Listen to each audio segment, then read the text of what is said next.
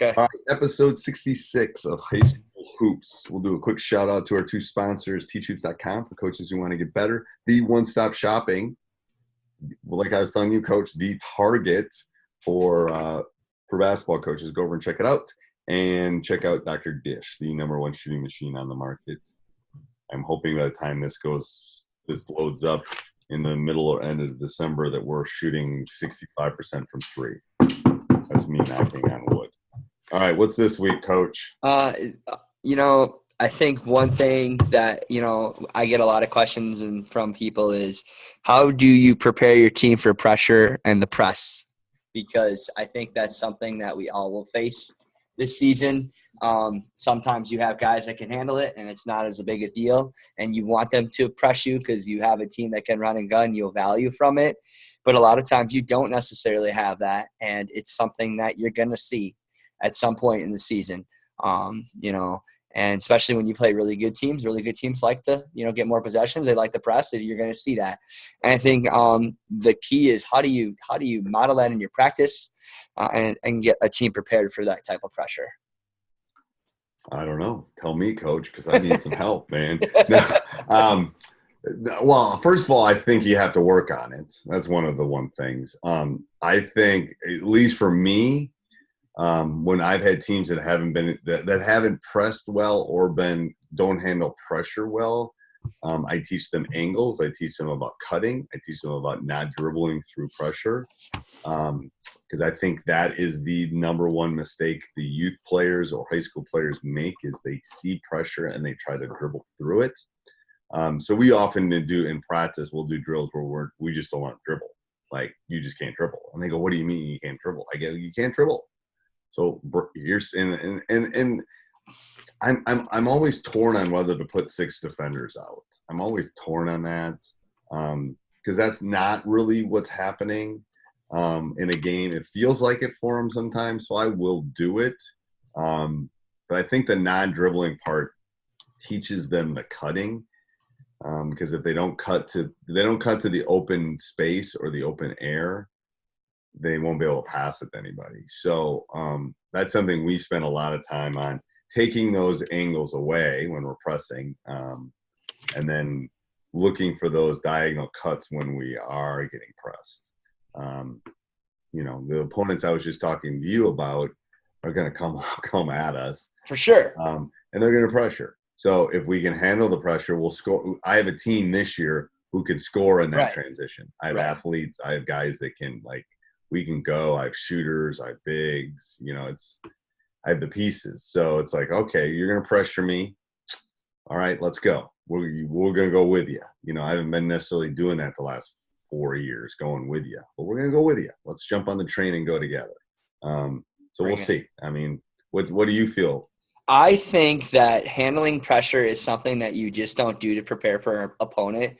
I think it's something that you almost need to do on a daily basis in practice, because it's such a game changer, because coaches will use it instead of a good, in my opinion, a really good coach will use a pressure or a press to either get their team, like say they're up by 3 or 4 and they want to get a big lead, or they got to change momentum.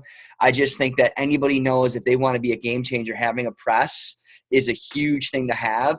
And so I think it's something that you got to be constantly preparing every single day in practice, or at least every other day. But if you can even find 10 minutes and you can extend it longer for longer periods of time, I think often we say, oh crap, we haven't been pressed all year and you haven't practiced it in 6 weeks. Well, nothing's going to prepare you in 2 days if you've not practiced it all year long. Right. And I think also it's nothing to say if you're not even a pressing team, at some point you got to learn how to press anyways when you're going to be in a situation. Yeah. So here's my theory. So this week, tomorrow, I'm putting in a couple presses. I'm putting them in for 2 reasons. First of all, the teams we're playing are going to pressure us. Right. And you know what? If they go on a little run, I'm going to come back at them. So you just never know that maybe that group will be good at it.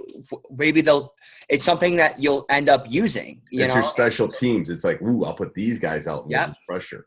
It's like, and another thing, it becomes, you don't know what person's looking at what film. Holy crap, when did they start running a 1-2-2 in this game? And then you haven't read it for 4 or 5 weeks. Like, that unpredictability is huge. I'm putting that in tomorrow. I don't care, because this will be out after the people that I want this Yeah, will be exactly. It out doesn't matter. afterwards. But So what I I'm don't saying, care. But what I'm I'm putting one of saying those is, in, though, and then I was just talking to somebody, another coach from Missouri who runs this, one of the best ones in the country running this. So I was literally, before I came on with you, I was talking to him about it. We're gonna do that. We're gonna fall back into a 1-2-2, because at some point I just might need to change momentum. I might just need to change things up a little bit.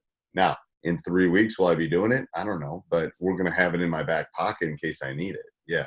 you know, and I often think too, like ball security drills are just really important at a high level anyways. Right. And so if you're not practicing ball security on a daily basis in some facet, I think you're hindering your program from any level, from whether it's freshman, JV, you know, and the varsity level. If you're not working on handling pressure every single day, I think that you're putting a disservice to your players, because if they're practicing every single day, they're going to be more prepared for it. Right. And so I think handling pressure is something that you've got to consistently do on a daily basis, and use and have tools in the back pocket that you could be able to use and use at any time.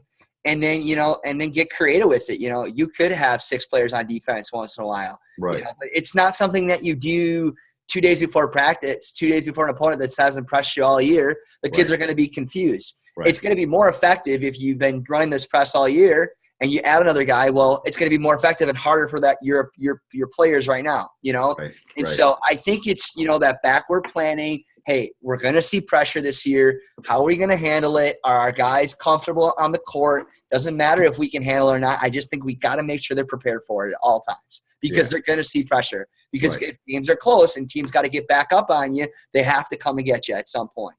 And so, and then how are you going to handle it? I like that. That's true. I just don't think that too often pressure is something that people are like, oh man, you know, or maybe we should have a zone. You know, I haven't had a zone all year. You're a man-to-man team, but at some point you're going to have to do something different. Right. And so I think it's so important to constantly look back and say, do I have all these tools in place, and are they prepared? Right. You know, and if you're asking them to handle a press 2 days before they haven't seen a press all year, you're not putting up. They're not going to be successful. No, and spending 2 days of practice is not going to do it for you. I agree. And another thing is, if you learn how to press, you learn how to beat a press too. Yes. You know, you learn from the inside out of, oh man, I know what they're trying to do to me. You know, they're trying to get me to get to one corner here, and they get up other. Once you start to learn how to learning how to press from a defensive standpoint, you know how to handle it better offensively too, like kind of being in their shoes in a way. Right. No, I agree 100%. I mean, yeah, I would love to press all game, but you know, sometimes you can't. You don't have the athletes. Yeah. But I just for our viewers, I mean, and our listeners, is that you just can't expect to 2 days beforehand expect it to work. It's not going to be that way. It's just not. It's got to be a daily thing. I think that's a great point to take away, Coach. All right, good. Till next week. Sounds great. All right.